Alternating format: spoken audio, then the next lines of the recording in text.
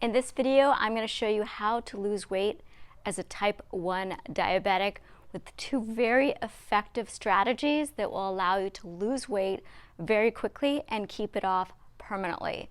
Number one, by reducing how much insulin you are taking in, how much you're injecting. And that is accomplished by eating specific foods, and this may shock you, avoiding certain foods and limiting other foods. Number two, exercise. So which exercises lower blood sugar? I'll let you know which ones those are. And which exercise burn more calories? You don't want to waste your time, right? How long your exercise sessions should last and how often you should exercise to make your body healthier so you can take less insulin and it will increase your insulin sensitivity. Exercise can lower your blood sugar, reducing your need for more insulin, but it depends on the duration and the intensity. What you want to aim for is 30 to 60 minutes of cardiovascular exercise after a meal or when your blood sugar's too high every day. And you want to exercise where you're sweating, but you don't want to be exercising so hard where you're exhausted and your cortisol level increases, because with excess cortisol, that increases your blood sugar as well. So that is a balance. Number two, you want to add weight training to your exercise regimen.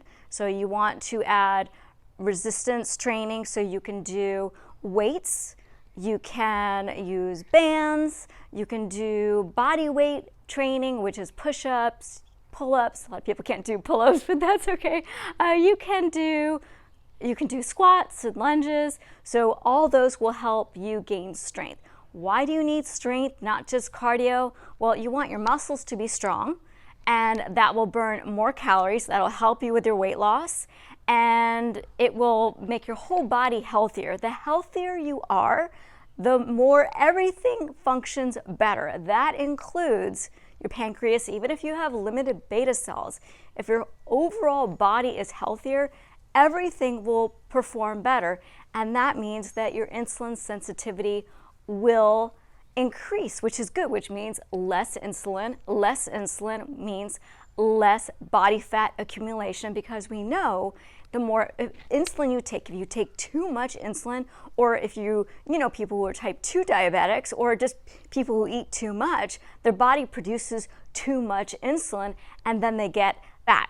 If you cut out insulin, you die, but but also you drop weight like crazy. So it's obviously we have to take insulin to survive. We're type 1 diabetics, but we want to take enough insulin so that our blood sugar is controlled, but not so much. Now, one of the things I made a huge mistake was when my blood sugar would go low, I was emotionally upset about it. You know, it's like awful, you feel terrible.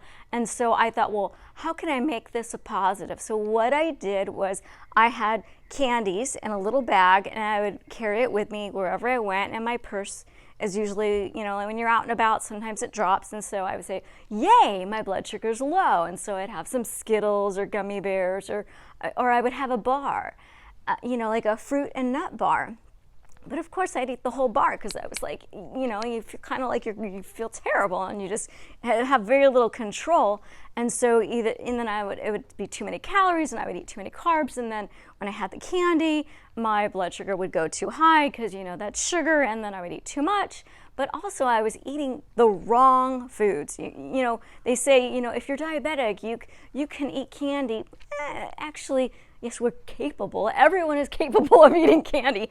But no one should eat candy. It's good for no one. Sugar is good for no one. Everyone's blood sugar will go high if they eat sugar. We're talking refined sugar, like, you know, the table sugar, sucrose, you know, that stuff is terrible for us. So yeah, I shouldn't have done that. And, you know, that you've got all these, you know, synthetic chemicals in there. And so it just made my whole body worse. And so I would go up and then I would have to take insulin to bring it back down, and then it would go too far down. So you know that. So that's one thing I don't do anymore. And when my blood sugar goes low, I try not to get emotional about it. If it goes high, I try not to get upset about it. And I just say, okay, what am I going to do? I'm going to take more insulin, and I'm going to eat, maybe a couple figs or one date, or if I'm home, maybe an orange. If I feel like I have time to cut it up, or just peel open a banana and eat half of it. Those are some strategies that will help. I am a type 1 diabetic, and I also am a certified personal trainer and strength and conditioning coach. And I've worked with people with all sorts of medical issues. I've had type 2 diabetics, type 1 diabetics, and people with heart problems and weight issues come see me, and I advise them on nutrition, and I pick specific exercises at the gym. And everyone should do 3 days a week of full body exercises, strength training, and you should do cardiovascular exercises every day. So cardio every day, at least 30 minutes, and weight training 30 to 60 minutes 3 times a week. A good idea would be Monday, Wednesday, Friday, full body. And I recommend either doing the exercise if your blood sugar is high, but that could be any time. So it's better to have a schedule. And I typically recommend people do the exercises in the morning if they can. Sometimes you can if you have a job and you have to do it after work. But I recommend doing the workout shortly after eating, about 30 minutes, because then you have the circulating glucose from hopefully you've eaten some healthy carbohydrates, because that will help you fuel your workout. Your muscles will uptake that glucose for energy, which will really help you a lot. And some people will say, my stomach hurts if I eat too soon after a meal.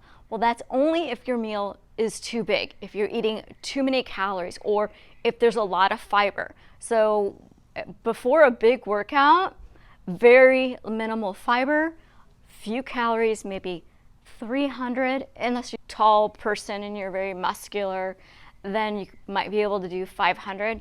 But if people would have, like, they would drink a smoothie and they would put milk in it. Well, if you work out after you drink something with milk in it, a lot of times you're going to throw up.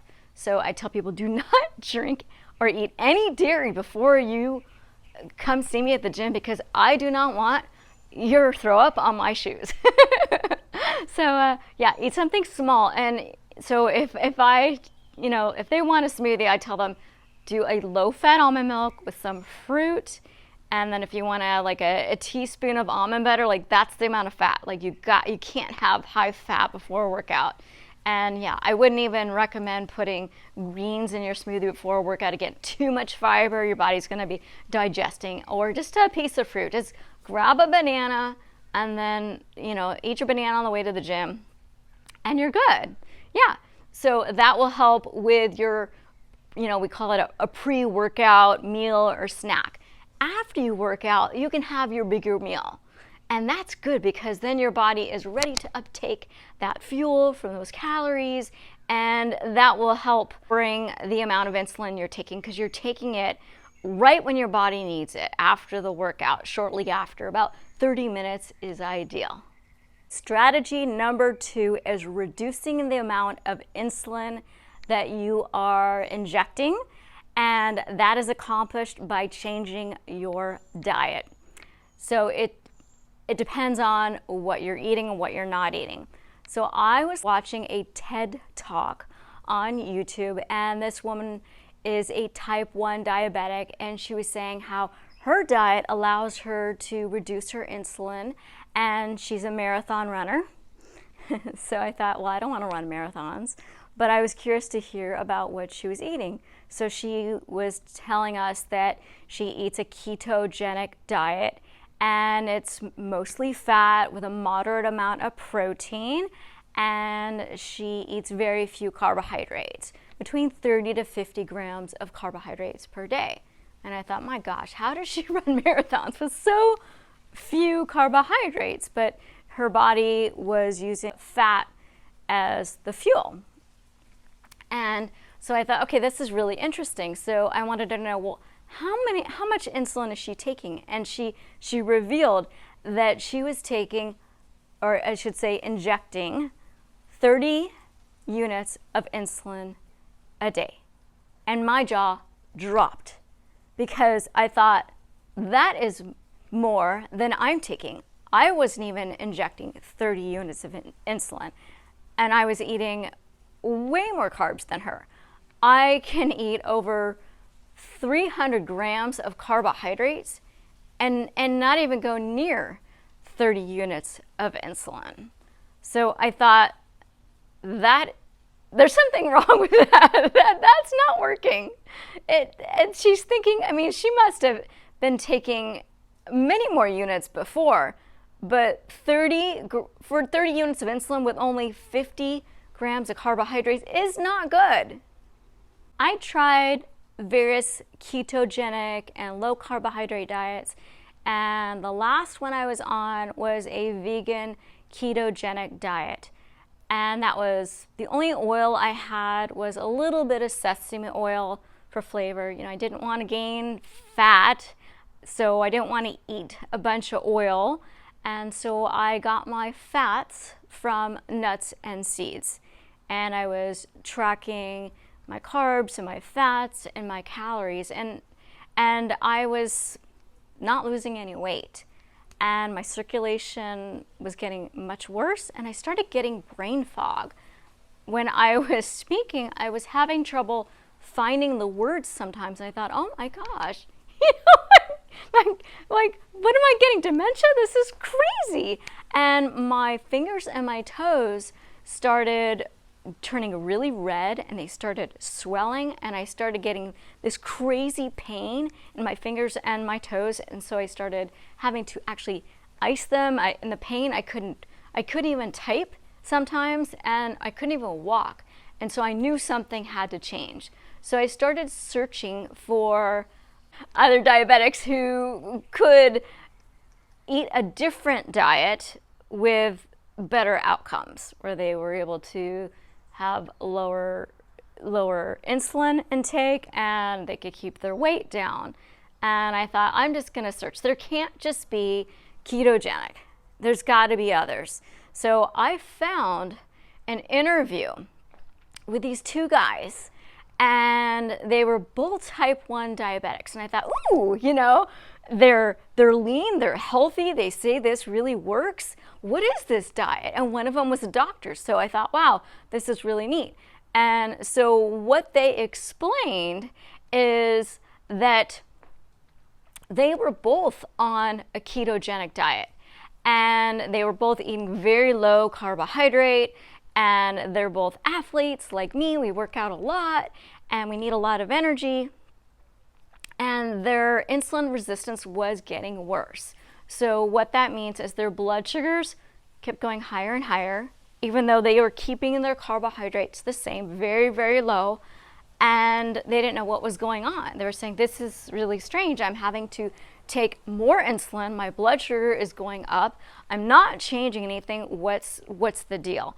And that was what was happening to me as well, is that my insulin resistance was getting worse, and my circulation. So if you think about the fat you eat is the fat that goes in your body. It goes in your blood vessels. So think about your blood vessel, and inside the fat, it's got to go somewhere. It's coating the blood vessels. So that means it has, the nutrients have a restricted flow of where to get throughout your body. And so look at the fingers. Look how small and narrow the fingers are. So of course we have issues getting the circulation to our fingers and our toes, our extremities, if we have too much fat in there.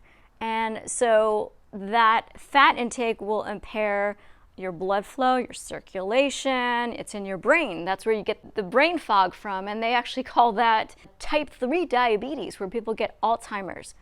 So they also said that when you're eating all this fat, if that total fat intake of what you're eating exceeds 10% of your total daily calories, the fat will block the glucose that's in your body from entering the cells, and which is requiring more and more insulin. So you're going to have to take more insulin. So the more you keep up with this high fat diet, the more insulin you're going to have to take, which means it's going to be more and more difficult to manage your weight. These two guys, Cyrus and Robbie, they created a program called Mastering Diabetes. They also have a book by the same name. You should definitely check it out. It's fantastic.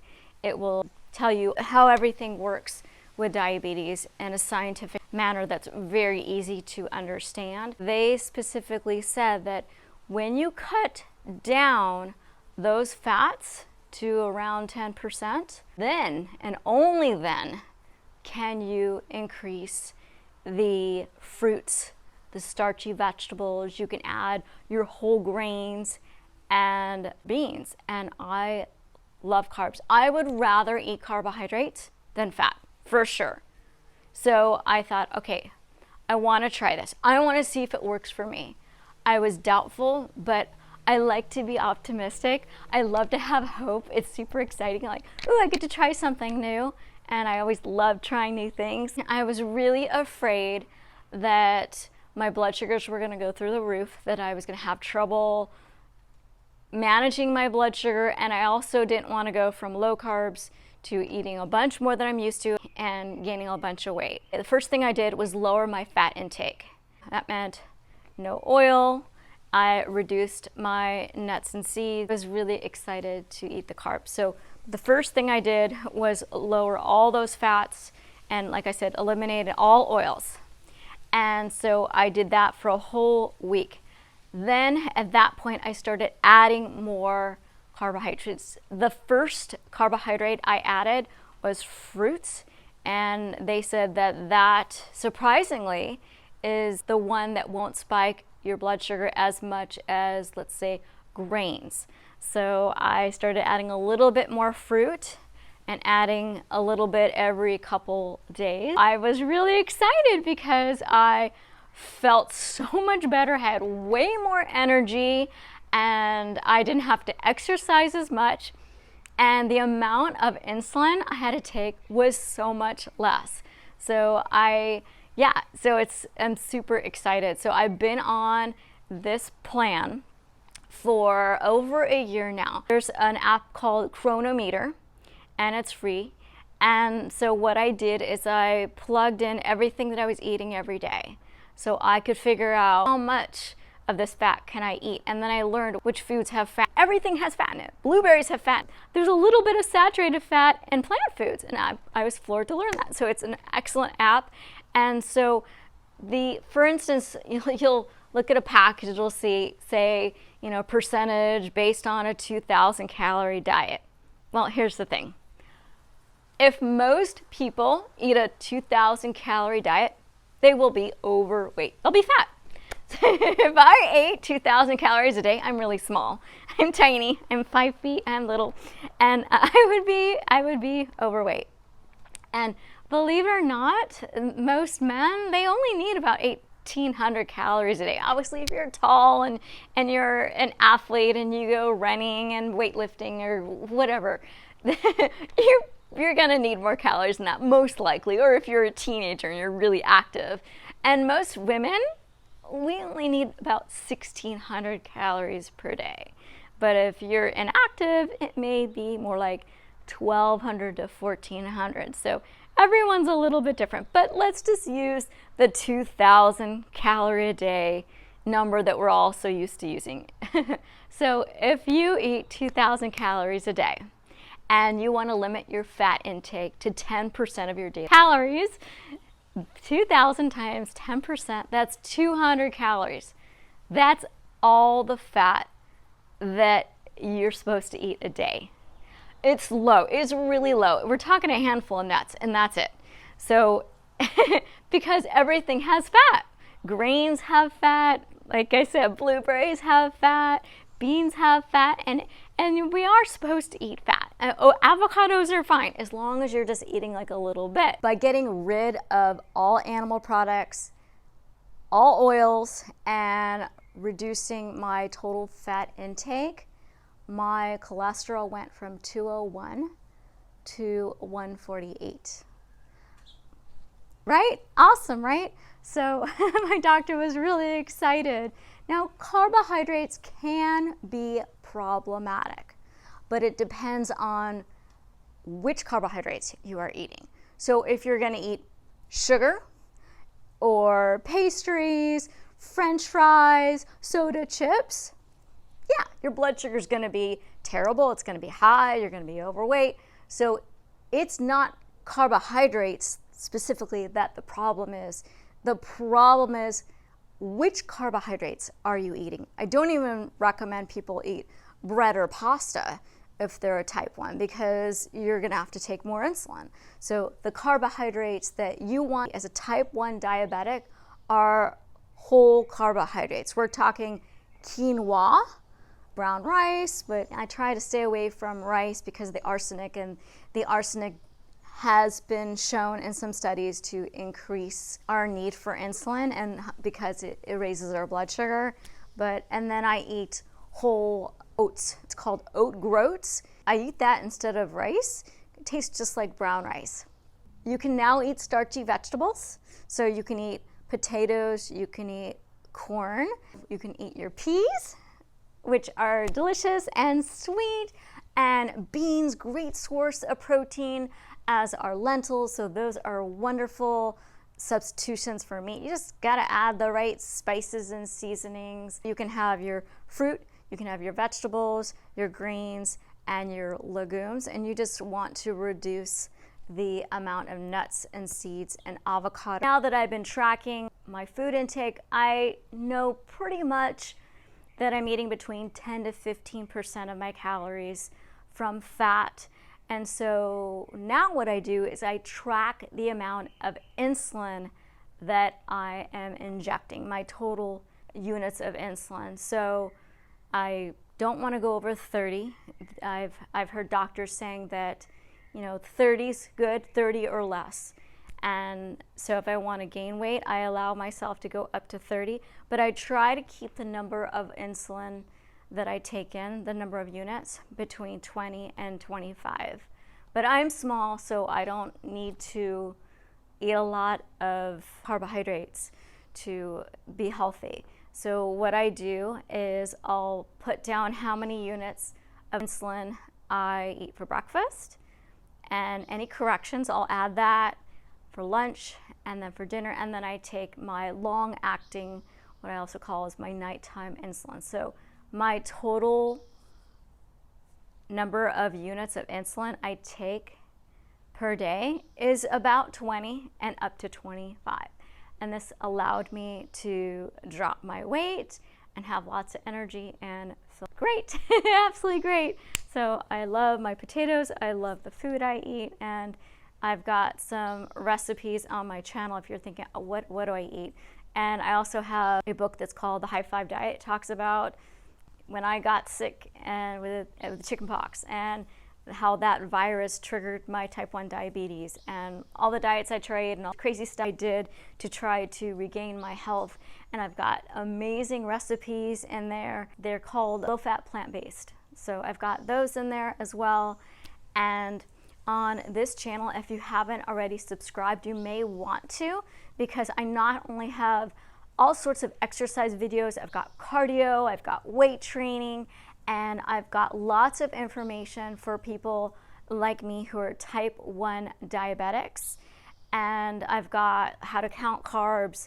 I did have a video on where I got a CGM monitor, a glucose monitor, and how I got rid of it after a week and why. I've got how I got rid of my neuropathy, certain treatments I tried. Check those out, and I hope to see you soon.